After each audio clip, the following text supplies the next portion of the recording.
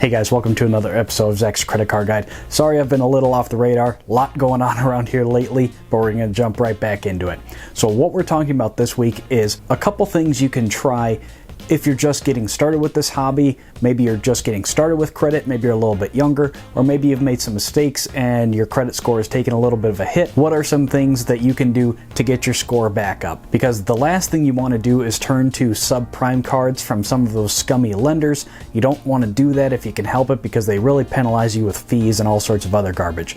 So what are some things you can do in the meantime to get your score up? So there's three things that I would recommend trying. First is kind of the easiest and lowest cost, it's free, is you can try the whole Experian Boost program.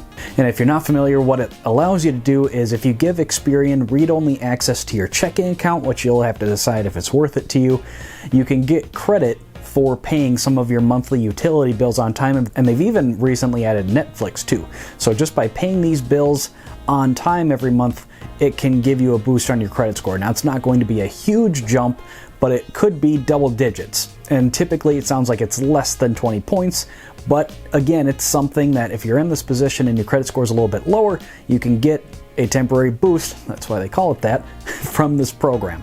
So that's one thing to try first. The second thing I would recommend is see if you can get added as an authorized user on someone's account. Now obviously this would have to be someone that you trust and that trusts you more, but what this allows you to do is kind of piggyback on their credit. If they have good credit, it'll boost your credit score as well, because you'll have some of that history show up on your account. And you don't even necessarily need a physical card. You don't even need to run charges on it or anything like that. If the person you're going to talk to is curious about that, just being an authorized user on the account gets you these benefits. So that is something to consider. Again, you got to make sure it's really a close friend if you guys go way back, but preferably a family member, somebody that you trust, sibling or something like that.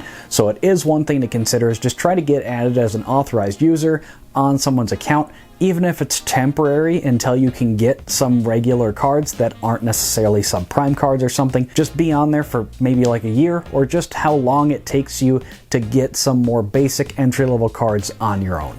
And the last thing that you can try is apply for a secured credit card to build some account history on your own. And this also allows you to develop a relationship with a bank. A good one that I would recommend is the Capital One Platinum card.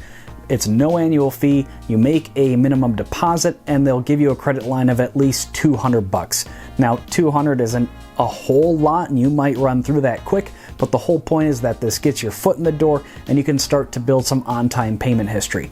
You do have to make a cash deposit on the card. It kind of acts as collateral in case you did default on the card, but whenever you close the account, you can get that deposit back. And I would recommend closing it once you are able to apply for other cards. There's really no reason to keep a secure card open at that point, so go ahead and close it, get your deposit back. But this is also a good option if you can get approved for it. Again, just get a secured card, make a deposit, and you basically use that money as your credit line, but it is a good way to build up some history. There's tons of secured cards out there. A lot of the major banks have them. I only recommend the Capital One Platinum just because it's one of the ones that comes to mind. And what I do like about it is that they do automatic reviews of your credit at like 6 months to see if they can increase your credit line, which is one reason I like that one in particular for this kind of situation. So those are the three things I would recommend if your credit score is a little bit lower for whatever reason. Again, is one, try out Experian Boost. It's completely free. You do have to give them access to your checking account just so they can see that you paid your bill, which you'll just have to decide if you're comfortable with that, but that's one option.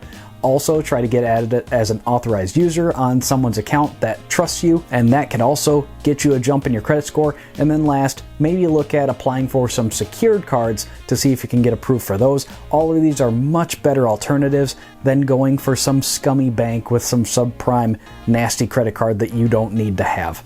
So that's what we've got for you this week, guys. What I want to know from you is, what do you think of these tips? Are there any I forgot? What else can you think of for someone who has a little bit lower credit score, who may need a little jump to get approved for some of the other cards that we talk about? If I missed anything, let everybody know down below.